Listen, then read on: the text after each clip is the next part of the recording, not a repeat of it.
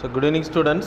Today we will see the current affairs analysis dated 30th December 2021. First news about flex fuel. Flex fuel அப்படின்றது flex fuel and then strong hybrid electric vehicle. So ரெண்டுமே separation. Flex fuel அப்படின்றது like you are using blended petrol. Blended petrol na petrol, the combination of petrol aprom you having ethanol. Ipo we are having certain percentage we add பண்றோம், அதுக்கு பேர் flex petrol னு பேரு. இதே 100% வரைக்கும் நம்ம add பண்றதுக்கான வாய்ப்புகள் அதிகம் ஃபியூச்சர்ல. Strong hybrid EV, that is flex fuel strong hybrid EV. அப்படினா ஹைபிரிட்னாலே உங்களுக்கு தெரியும் ஆயில்லையும் ரன் ஆகும், எலக்ட்ரிக் வெஹிக்கிளாகவும் இருக்கும். ஸோ போத் அதில் ஃப்ளெக்ஸ் ஃபியூவல் யூஸ் பண்ணுறதுனால ஃப்ளெக்ஸ் ஃபியூவல் ஸ்ட்ராங் ஹைப்ரிட்னு பேர். ஸோ அது இந்தியாவில் அதோட லைக் ப்ரொடக்ஷன்ஸ் அதிகப்படுத்த ரெக்கமெண்டேஷன்ஸ் கவர்மெண்ட் கொடுத்துருக்காங்க. And then production linked subsidy ஸ்கீம்லேயும் இன்சென்டிவ் ஸ்கீம்லேயும் இட் இஸ் தேர். ஸோ இது எதுக்கு, இதோட பெனிஃபிட் என்ன அப்படின்னா உங்களுக்கு பொல்யூஷன் கம்மியாகும். We are importing a lot from crude oil from outside. So அப்போ பெட்ரோலை டிபெண்ட் பண்ணி இருக்கணும், இல்லைனா க்ரூட் ஆயிலை from other country have to depend, importing அதிகம். அதனால நம்மளோட பில் பேயிங் வந்து ரொம்ப அதிகம். It will cause deficit. So அதை தடுக்கிற கிட்டத்தட்ட 80% மேலே we are importing from outside crude oil. So அதுக்கு வந்து தடுக்கிற ஹெல்ப் பண்ணும். And the benefits the farmers கிட்ட எத்தனால் ப்ரொடக்ஷனுக்காக you will purchase sugar cane bakers நீங்கள் வாங்குவீங்க. இந்த கம்பெனிஸ் வில் பர்ச்சேஸ். ஸோ அது வந்து ஃபார்மர்ஸுக்கு அதிகமான வருமானத்தை, doubling the farmers income. So it will help. அது மட்டும் இல்லை, க்ரீன் ஹவுஸ் கேஸஸ் எமிஷன்ஸ் வந்து ரெடியூஸ் ஆகும் பிளண்டட் பெட்ரோல் யூஸ் பண்ணுறது. அப்புறம் இவி கேட்டகரியில் வரும்போது அப்புறம் it is in the norm of phase like BIS, that is Bharat standards, that is BS6 கேட்டகரியில் வருது. பாரத் 6 கேட்டகரி இப்போ எமிஷன் பண்ணுற 80% பார்ட்டிகுலேட் மேட்டர் இப்போ எமிஷன் பண்ணுறத விட கம்மியாகும் அப்படின்னு சொல்லப்படுது. Particulate matter 2.5 mainly. இதோட 2.5ஓட லெவல் எவ்வளோ இருக்கும் அப்படின்னா 20 to 40 மைக்ரோகிராம்ஸ். பார்ட்டிகுலேட் மேட்டர் 2.5ஓட அளவு பார்ட்ஸ் பர் மில்லியன் ஒரு ஏரியாவில் எவ்வளோ இருக்கும் அப்படின்றது. ஸ்கொயர் லைக் மைக்ரோகிராம்ஸ் ஒரு குறிப்பிட்ட அளவில் நான் சொல்கிறது உங்களுக்கு, சரியா? Parts per million. அப்புறம் 2.5ஓட அளவு வந்து முன்னாடி இருந்த வெஹிக்கிள்ஸ் ரிலீஸ் பண்ணுறத விட 80% கம்மியாகும்னு சொல்லப்படுது. அது மட்டும் இல்லை, 70% நைட்ரஜன் ரிலீஸ், நைட்ரஜன் ஸோ வெளியிடுறதும் கம்மியாகும். BS4 வெஹிக்கிளில் இதுவும் BS4 கேட்டகரியில் கொண்டு வர்றது ட்ரை பண்ணுறாங்க. இந்த ஸ்டாண்டர்ட்ஸ் ஆட்டோமேட்டிக்காக எமிஷன் லெஸ்ஸாக இருக்கும். அதில் பார்ட்டிகுலேட் மேட்டர் ரொம்ப கம்மியாக இருக்கும். எலக்ட்ரிக் வெஹிக்கிள்னால் இருக்கவே இருக்காது பார்ட்டிகுலேட் மேட்டர். சல்ஃபர் கண்டென்ட் வந்து ரிலீஸ் வந்து very less in this BS6 category.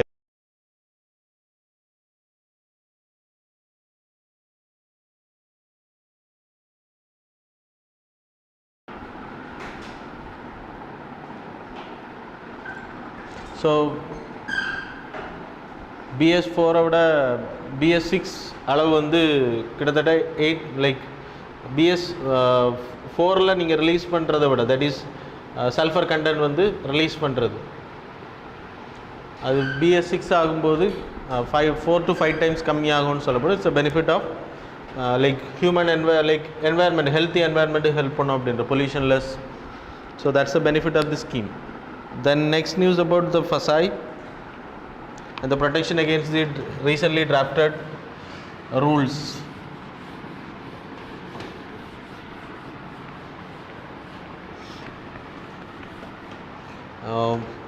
Genetically modified organism and the living modified organisms, இதெல்லாம் இந்தியாவில் you are going to trade.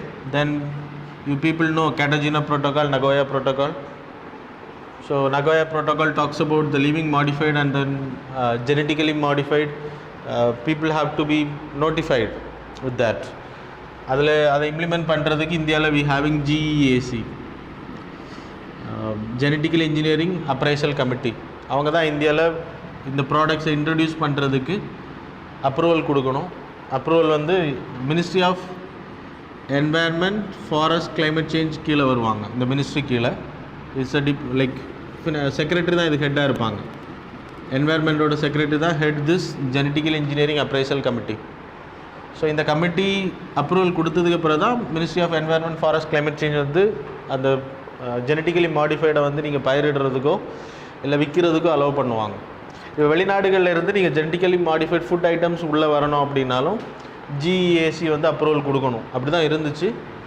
இப்போது அதை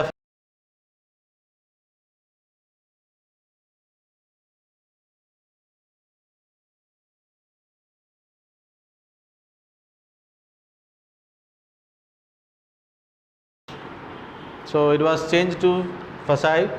The reason is இது ஃபுட் கேட்டகரியில் வர்றதுனால இம்போர்ட்டிங் வர ஃபுட், நீங்கள் சீடு இம்போர்ட் பண்ணுறீங்க, இங்கே விவசாயம் பண்ண போகிறீங்க, அதை பிளான்டிங் பண்ண போகிறீங்க அப்படின்னா automatically you need GEAC approval. அதே இது FASAI கேட்டகரியில் ஃபுட் அப்படின்றப்போ FASAI கேட்டகரியில் you have to get approval. So அதான் இப்போ important. the protesters are protesting because there's a issues going on. நிறைய ஜெனட்டிக்கலி மாடிஃபைட் ஃபுட் ஐட்டம்ஸ் வந்து இப்போ ஜிஏசி போகாமல் இது மூலமாக ஈஸியாக கொண்டு வர முடியும். அப்படி கொண்டு வந்தாச்சுன்னா இந்தியாவோட லைக் பீப்புளோட ஹெல்த்தி லைஃப்பை வந்து பாதிக்கும். அதனால் ஜெனட்டிக்கலி மாடிஃபைடை வந்து அலோவே பண்ணக்கூடாது அப்படின்றத அவங்க சொல்லிகிட்டு இருக்காங்க. எனிவே FASAIயோட ரீசெண்ட் ரெகுலேஷன் டிராஃப்ட் என்ன சொல்லுது அப்படின்னா 1% கீழே இருந்துச்சுன்னா நோ நீட் டு நோட்டிஃபை இந்த லேபல். 1% மேலே you are using 1% of living modified organisms or GMO, genetically modified in the product. அது நீங்கள் ஃபுட் கேட்டகரி நான் சொல்கிறது லைக் விளைவிக்கிறது இல்லை, அதில் நீங்கள் ஆட் பண்ணுறீங்க அப்படின்றப்ப கண்டிப்பாக அது லேபிளில் மென்ஷன் பண்ணணும் அப்படின்றது. அப்புறம் அப்ரூவலும் பண்ணணும், பர்மிஷன் வாங்கணும் இந்தியாவுக்குள்ளே செல் பண்ணுறதுக்கு அப்படின்றது சொல்லியிருக்காங்க. அப்புறம் இன்ஃபென்ட் கொடுக்கக்கூடிய ஃபுட் ப்ராடக்ட்ஸில் லிவிங் மாடிஃபைடு இருக்கக்கூடாதுன்றது சொல்லியிருக்காங்க. It's not bad. அவங்க ப்ரொடெஸ்ட் பண்ணுற அளவுக்கு FASAIயோட ரூல்ஸ் வந்து லிபரலாலாம் இல்லை. அதனால் இட்ஸ் நாட் அ மேட்டர். அவங்க சொல்லியிருக்கக்கூடிய ரூல்ஸ் எல்லாமே வேலிட் ரூல்ஸ். ஃபஸ்ட்டு வந்து 1%, அதுக்கு மேலே இருந்துச்சுன்னா கண்டிப்பாக லேபிள் இருக்கணும், அப்புறம் பெர்மிஷன் வாங்கியிருக்கணும். அப்புறம் லிவிங் மாடிஃபைடு வந்து ஒரு ப்ராடக்டை தயாரிக்கிறது பயன்படுத்தியிருக்காங்க. பட் அதோட அவுட்புட் ரிசல்ட்டில் அந்த ப்ராடக்ட்டில் அந்த லிவிங் மாடிஃபைடு வந்து இருக்காது. You are using lot of ingredients. அதில் ஒன்று மட்டும் லிவிங் மாடிஃபைடாக இருக்கும், அது வந்து எண்டில் இருக்காது. You are using lot of ingredients இந்த ஃபுட் ப்ராடக்ட்ஸ். அப்போ அதோட எண்ட் ரிசல்ட்டில் அந்த லிவிங் மாடிஃபைடு இருக்காதுன்னு வச்சுக்கோங்க. அப்படி இருந்தாலுமே it will be considers a living modified. அதுவும் லேபிள் பண்ணணும், அப்ரூவல் வாங்கணும்னு சொல்லப்படுது. தென் GMO நாட் இஸ் லைக் நான் சொல்லிட்டேன், இன்ஃபென்ட் ப்ராடக்ட்ஸில் வந்து பயன்படுத்தவே கூடாது. இதெல்லாம் கண்டிஷன்ஸில் சொல்லியிருக்காங்க. லேபிளிங் நான் உங்களுக்கு சொல்லிட்டேன். ஸோ இதனால தான் பீப்புள் வந்து ப்ரொடெஸ்ட் பண்ணுறாங்க. இப்போ FASAI கீழே வந்துருச்சு அப்படின்னா நிறைய ப்ராடக்ட்ஸ் வந்து இந்தியாவுக்குள்ளே வந்துடும். அது வந்து ஹியூமன் நேச்சரில் கலந்துரும். So it will affect the healthy, அது சாத்தியக்கூறுகள் இல்லை அப்படின்றது தான் இங்கே தெரியுது. And then FASAI you have to study ministry of health and family welfares கீழே வருது. இது ஹெட் குவார்ட்டர்ஸ் இன் டெல்லி. இதோட இம்பார்ட்டன்ட் ஒர்க் என்ன அப்படின்னா இன்ஸ்பெக்ட் பண்ணுறது. First is approval, giving licences to the food makers. Licence FASAI number கொடுப்பாங்க, லைசன்ஸ் கொடுக்குறது. அப்புறம் ரெஜிஸ்ட்ரேஷன் பண்ணுறது, லைசன்சிங், ரெஜிஸ்ட்ரேஷன். அப்புறம் ஃபுட் இன்ஸ்பெக்ட் பண்ணுறது. யாராச்சும் தப்பு பண்ணுறாங்க, it's a regulator. So they will act as a quasi judicial, quasi executive, quasi administrative and quasi legislative too. They issue laws, that is order they will issue. So இதெல்லாமே இதில் இருக்கக்கூடிய benefits. Mainly inspect பண்ணுவாங்க, ஃபுட்டோட standard எப்படி இருக்கணுன்றதையும் mention பண்ணுவாங்க. அப்புறம் packaging இதெல்லாம் எப்படி இருக்கணும் அப்படின்றதையும் மென்ஷன் பண்ணுவாங்க. That's about the like this news. சரியா? தென் தேர்ட் நியூஸ் எடுத்துக்கிட்டிங்கன்னா it's about free trade agreements. இப்போ 2009 when COVID was very serious, 2019 end time பீரியடில் வெளியிலேருந்து நம்ம வாங்கக்கூடிய பொருட்கள் இம்போர்ட் பண்ணக்கூடிய like it's in December time it was notified. Online சர்டிஃபிகேஷனில் நீங்கள் வந்து சர்டிஃபிகேட் ஆஃப் ஒரிஜின்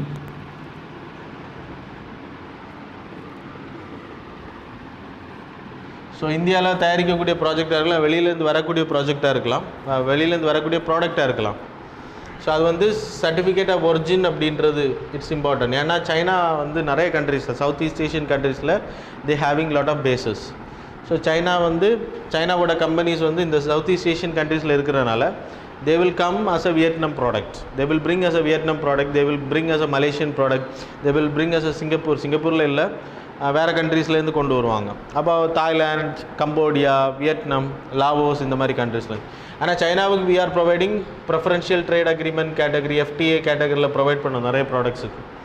அப்போ இவங்க என்ன பண்ணுறாங்கன்னா மற்ற சில products we are not allowing.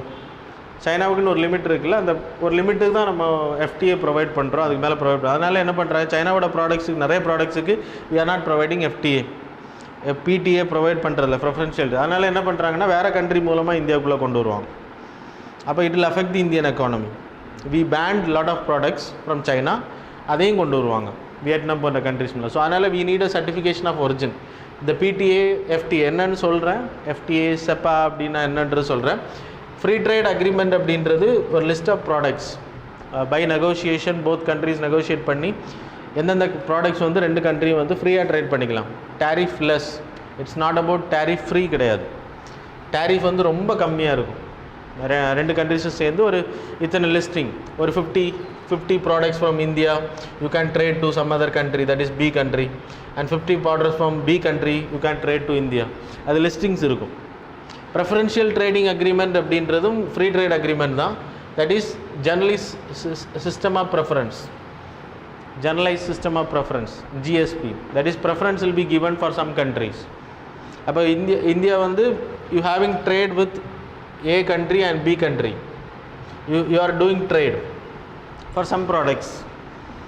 Example steel எடுத்துக்கோங்க, we are importing from two country, ரெண்டு கண்ட்ரியில் இது வந்து டெவலப்டு கண்ட்ரியாக இருக்குது, இது புவர் கண்ட்ரியாக இருக்குது, டெவலப்பிங் கண்ட்ரியாக இருக்குது. So you can give more preference to this countries product rather than this product. அப்போ இங்கே டேக்ஸை கம்மி பண்ணுவீங்க, டேரிஃபை கம்மி பண்ணுறது, இங்கே டேரிஃப் அதிகமாக இருக்கும், நார்மலாக இருக்கும். புரியுது? அதுக்கு பேர் preferential trade agreement. And then you having SEPA, that is இதுவும் ஃப்ரீ ட்ரேட் அக்ரிமெண்ட் தான். We having like south Korea கூட நம்ம சைன் பண்ணியிருக்கோம். Comprehensive economic partnership agreement. பார்ட்னர்ஷிப்ன்றது it not only trade on goods இருக்கும், சர்வீஸ் இருக்கும், அப்புறம் இன்வெஸ்ட்மெண்ட் இருக்கும். அப்புறம் சீசான்றது only trade, goods etcetera. So இதான் டிஃப்ரென்ஸ். செப்பாவுக்கு all are free trade agreements, less டேரிஃபில் ட்ரேடிங் பண்ணுறதுக்காக. PTA மட்டும் கொஞ்சம் டிஃப்ரென்ஸ், சிஸ்டம் ஆஃப் ப்ரெஃபரன்ஸ் கொடுக்குறது, தட்ஸ் அ டிஃப்ரெண்ட். இப்போது எதனால் நியூஸில் வந்திருக்கு அப்படின்னு நான் சொன்னால், ஆன்லைன் சர்டிஃபிகேஷன் இப்போதைக்கு வேணான்னு சொல்லியிருக்காங்க, ஒரிஜின் சஸ்பெண்ட் பண்ணியிருக்காங்க ஜான் வரைக்கும். So that's why it came in news. That is not important. So the next news about renewable energy in India.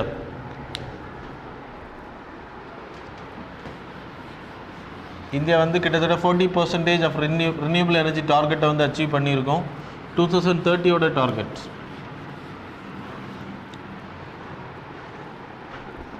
2030 target அது வந்து ஒரு 40% நம்ம அச்சீவ் பண்ணியிருக்கோம். renewable energy கிட்டத்தட்ட 157 gigawattsக்கான எனர்ஜி வந்து we are getting from renewable energy, mainly solar energy, wind, அப்புறம் small hydro, அப்புறம் larger hydro, then you having bio power. So the data are there, so I will write it. Solar energy 48.55 gigawatts you are creating. Wind energy எடுத்துக்கிட்டிங்கன்னா you having 40.3 gigawatt. And then small hydro project எடுத்துக்கிட்டிங்கன்னா you are getting 4.83 gigawatt.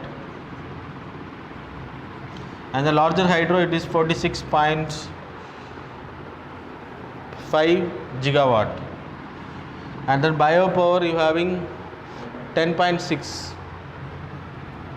So இவ்வளோ நம்ம பண்ணிகிட்டு இருக்கோம். 157 ஜிகாவாட்டுக்கு பக்கத்தில் we achieved. That's the reason we are in equivalent category.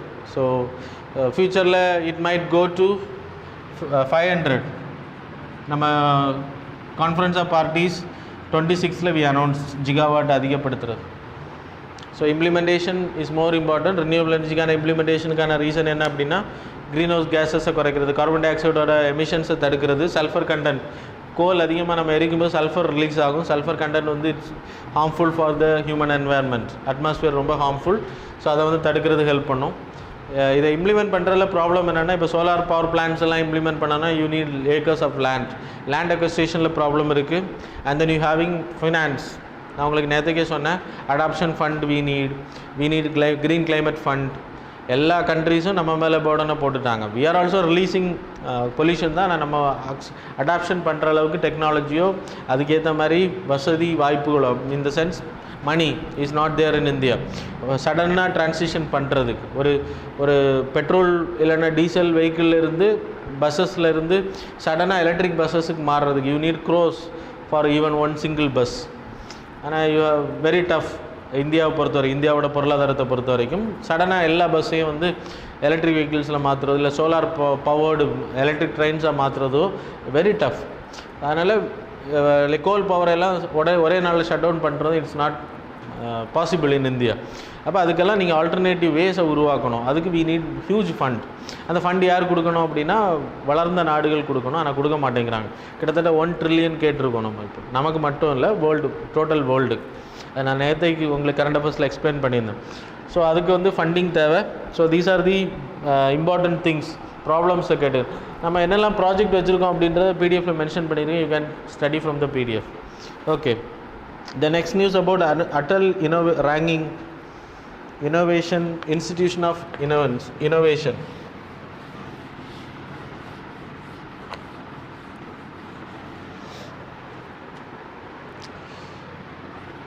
Atal ranking on institution of innovation 2021க்கான ranking release பண்ணியிருக்காங்க. So இதை release பண்ணுறது மினிஸ்ட்ரி ஆஃப் எஜுகேஷன். ஸோ இது every year they are doing on what category, எந்த colleges எந்த universities எல்லாம் government aided, அப்புறம் ப்ரைவேட்டும் வரும் இதில் காம்படிஷனில். ஸோ யாரெல்லாம் வந்து இனோவேஷனுக்கு அதிகமான ஃபண்டிங் பண்ணுறாங்களோ, அவங்களுக்கு ஃபண்டிங் அண்ட் இன்ஃப்ராஸ்ட்ரக்சரை டெவலப் பண்ணுறாங்களோ, அந்த என்டர்பிரனர்ஸை உருவாக்குறாங்களோ, அந்த colleges will go in top ranking category. So என்னென்ன அடிப்படையில் அப்படின்றது I will write here. So மெயினாக எந்தெந்த universities will be provided. So public funded, அப்புறம் கவர்மெண்ட் எய்டட் வரும், அப்புறம் ப்ரைவேட் வருது. சரியா? இந்த institutions will get.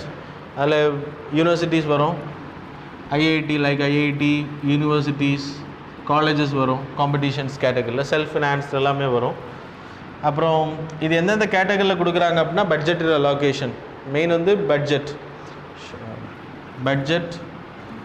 Supporting like colleges எவ்வளோ ஃபண்டிங் பண்ணுறாங்க அப்படின்றது. கவர்மெண்ட் அப்படின்னா கவர்மெண்ட் தான் ஃபண்டிங் பண்ணணும்.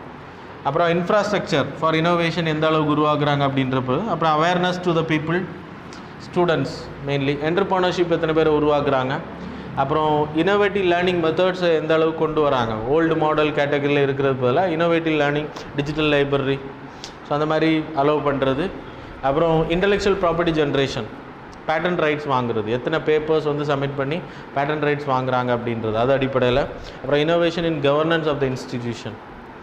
ஸோ இன்ஸ்டிடியூஷனோட கவர்னன்ஸ் எந்த அளவுக்கு இனோவேஷனுக்கு ஏற்ற மாதிரி இருக்குது, சப்போர்ட்டிவாக, லைக் இன்குபேட்டர்ஸ் அமைக்கிறது, இந்த மாதிரியான விஷயங்கள். ஸோ இதெல்லாம் அடிப்படையில் they are providing this ranking. அதில் IIT, Indian institute of science, that is Bangalore, இதுங்களுக்கு எல்லாமே அது normal, no need to study. இந்த ரேங்கிங் எப்படி கொடுக்குறாங்க அப்படின்றது important. Then 6th news about Rythu Bandhu scheme.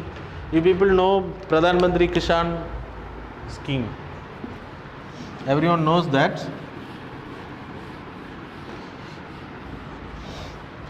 Same like Telangana கவர்மெண்ட்டில் ஒரு ஸ்கீம் இருக்குது, that is direct benefit transfer to the farmers, Rythu Bandhu scheme. ரைத்து Bandhu scheme கிட்டத்தட்ட இப்போ 50,000 crore வந்து லைக் ட்ரான்ஸ்ஃபர் பண்ணதில் எண்ட் பண்ண போகிறாங்க, எண்டில் ரீச் பண்ண போகிறாங்க 50,000 crore. That's why it came in news. 2018லேருந்து ப்ரொவைட் பண்ணிகிட்டு இருக்காங்க. இதோட மெயின் பர்பஸ் வந்து ஒவ்வொரு ஃபார்மர்ஸுக்கும் who is having land of 1 acre மேலே இருக்கிறவங்களுக்கு those people will get 4,000 rupees அந்த சோவிங் பண்ணுறதுக்கு முன்னாடி கிடைக்கும். அது மூலமாக அவங்க சீடு வாங்கிக்கலாம், இன்வெஸ்ட்மெண்ட் பண்ணிக்கலாம், டெட்டுக்கு போக மாட்டாங்க. The check will be given, it's a direct benefit transfer, அக்கௌண்ட்டுக்கு போயிடும். So they can be corruptions இருக்காது இதில். That's a benefit of the scheme. அப்போது விவசாயிகள் வந்து விதைகளுக்காக போய் கையேந்த வேண்டிய தேவை கிடையாது, மணி லெண்டர்ஸ் கிட்ட போய் மாட்ட மாட்டாங்க, அப்போ சூசைட்ஸ் அதிகமாக இருக்காது.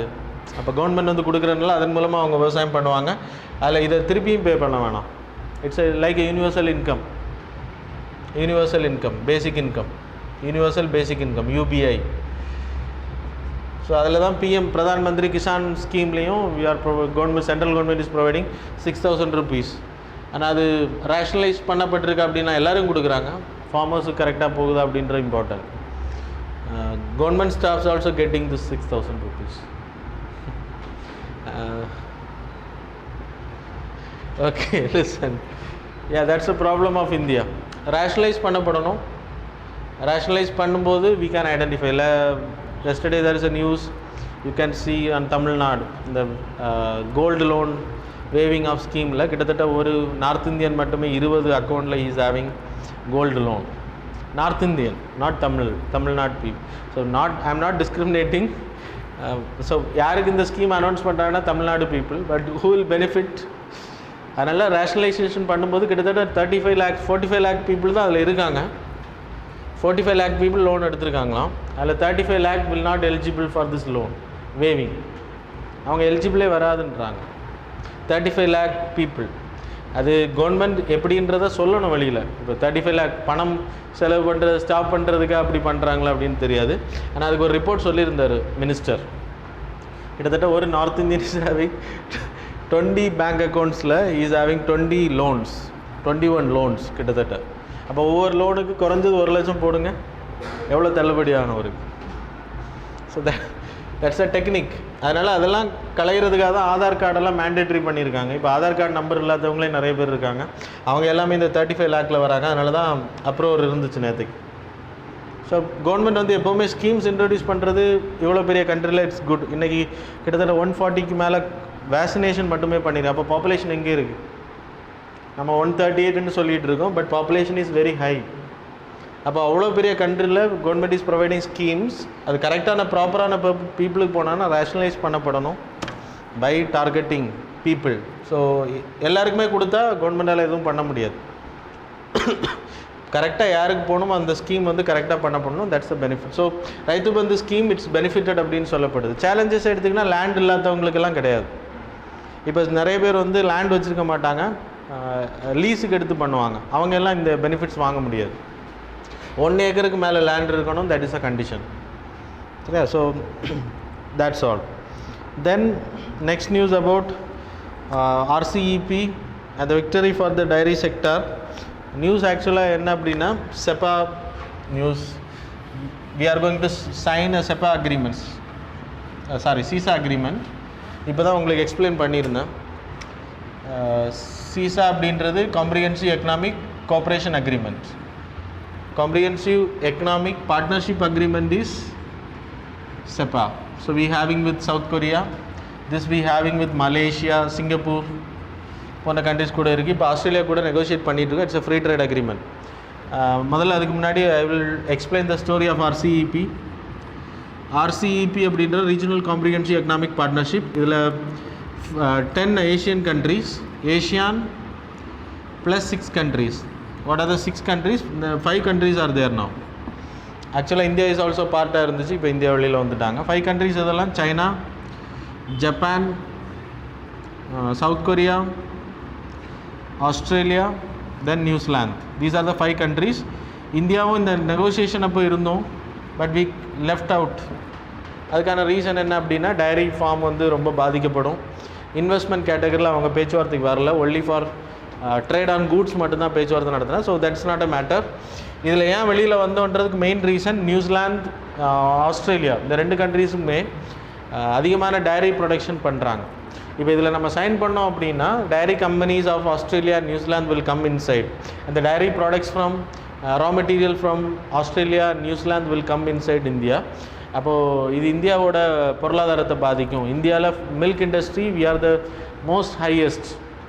வேர்ல்டுலேயே. சரியா? அப்போ we are not depending on other country for milk. Operation ஃப்ளட்டுக்கு பிறகு, operation flood you people know, கிட்டத்தட்ட 70 மில்லியன் ஹவுஸ் ஹோல்ட்ஸ் வந்து இந்த ஃபார்மை பண்ணிகிட்ருக்காங்க இன்றைக்கி இந்தியாவில். We are surplus in productions and we are exporting to other country. அப்போ வெளியிலேருந்து வரக்கூடிய ப்ராடக்ட்ஸுக்கு நம்ம எவ்வளோ டேரிஃப் போட்டிருக்கோன்னா கிட்டத்தட்ட 63லேருந்து அட்லீஸ்ட் 35% வரைக்கும் போடுறோம். 34.8% வி ஆர் புட்டிங் டேரிஃப். RCEPயில் இல்லை, இது நார்மலாக நான் சொல்கிறேன். டேரி ப்ராடக்ட்ஸ் வெளியிலேருந்து வரக்கூடியது. அதனால் Nestle company producing in India are any dairy milk companies. So இது டேரி ப்ராடக்ட்ஸ் இந்தியாவில் ப்ரொடியூஸ் பண்ணுறாங்க. நெஸ்லே இருக்கட்டும், வேறு ஏதாவது கம்பெனியாக இருக்கட்டும், இந்தியாவுக்குள்ளே ப்ரொடியூஸ் பண்ணுறாங்கன்னா இந்தியாவோட ரா மெட்டீரியல் தான் வாங்குவாங்க. சப்போஸ் அவங்க வெளியில் வாங்கினாங்க அப்படின்னா they have to pay at least 34. இது கம்மி, இருக்கிறதுல கம்மி, அது கீழே இல்லை, இது ஹையஸ்ட் டேரிஃப் நம்ம போடுறோம். அப்போ அவங்க வெளியிலேருந்து வாங்க மாட்டாங்க. சப்போஸ் நீங்கள் ஃப்ரீ ட்ரேட் அக்ரிமெண்ட்டுக்குள்ளே கொண்டு வந்துட்டீங்க, Australia, New Zealand, US is the largest. USA, அப்புறம் ஆஸ்திரேலியா, யூரோப்பியன் கண்ட்ரீஸ், இவங்க தான் லார்ஜஸ்ட் ப்ரொடியூசர் ஆஃப் டேரி.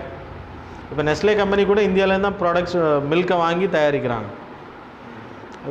அதுக்கு காரணம் இந்த டேரிஃப் போட்டிருக்கனால. சப்போஸ் நம்ம ஃப்ரீ ட்ரேட் அக்ரிமெண்ட்டுக்குள்ளே என்ட்ரானோம் அப்படின்னா எல்லாமே அங்கேருந்து கம்மியான ரேட்டுக்கு வரும். ஏன்னா இந்தியாவில் இருக்கக்கூடிய மில்கோட ரேட்டை விட ஆஸ்திரேலியாவோட மில்கோட ரேட் இஸ் வெரி லெஸ். ஏன்னா அங்கே இருக்கக்கூடிய மில்க் கவ் வந்து ரொம்ப அதிகமாக ப்ரொடக்ஷன் கொடுக்கும். 30 லிட்டர்ஸ் பர் டே. இந்தியாவில் 10 to 5 எக்ஸெட்ரா, அவ்வளோதான், அதுக்கு மேலே கொடுக்காது. அங்கே 30 லிட்டர்ஸ் பர் டே. அதனால் அங்கே milk production they are using lot of technologies. They are not using man labours கிடையாது, ரொம்ப கம்மி. அப்போ அது ரொம்ப சீப்பாக வர்றதுனால இந்தியாவுக்குள்ளே என்ட்ராஜ் அப்படின்னா இந்தியாவோட மார்க்கெட் அஃபெக்ட் பண்ணும். அதில் 70 million farmers will get affected, dairy farm people will get affected. அதை தடுக்கிறதுக்காக தான் we never entered into the RCEP mainly. அது மட்டும் இல்லை, சர்வீசஸ் கேட்டகரியில் டிஸ்கஷன் இல்லை, இன்வெஸ்ட்மெண்ட் கேட்டகரி, அதுதான் ரீசன். இப்போது செசா அக்ரிமெண்ட்டில் சேர்ந்தா அப்படின்னா திருப்பியும் ஃப்ரீ ட்ரேட் அக்ரிமெண்ட்டுக்குள்ளே நம்ம போகிறோம். ஆஸ்திரேலியா கூட எந்த காரணத்துக்காக நம்ம RCEPலேருந்து வெளியில் வந்தோமோ அந்த காரணத்தை தவிர்த்து தான் இப்போ உள்ளே போகிறோம். அப்படி நம்ம சைன் பண்ணோம் அப்படின்னா it will affect Indian market. So free trade agreement தான். அப்போது சில ப்ராடக்ட்ஸை நீங்கள் வெளியில் வைக்க முடியும், அப்படி டேரியை வெளியில் வச்சா இட்ஸ் பெனிஃபிட். ஆனால் ஆஸ்திரேலியா, நியூசிலாந்தை பொறுத்தவரை அவங்களுக்கு மெயின் ஆக்குபேஷனே அதுதான். கிட்டத்தட்ட நியூசிலாந்தில் மட்டும் 90% ஆக்குபேஷன், 90% அவங்களோட வருமானம் டேரியிலேருந்து தான் வருது அப்படின்னு சொல்லப்படுது. ஸோ இது very important for your examination. Related comparison பண்ணி பிடிஎஃப்பில் இன்னும் டீட்டெயில்ஸ் இருக்குது. நான் உங்களுக்கு ஷார்ட்டாக சொல்லியிருக்கேன், என்னென்ன திங்ஸ் ஆர் ஹைலைட் திங்ஸை மட்டும் சொல்லியிருக்கேன். இன்னும் நிறைய விஷயங்கள் இருக்குது. You can study from the PDF. So it was mentioned in your description box. So thank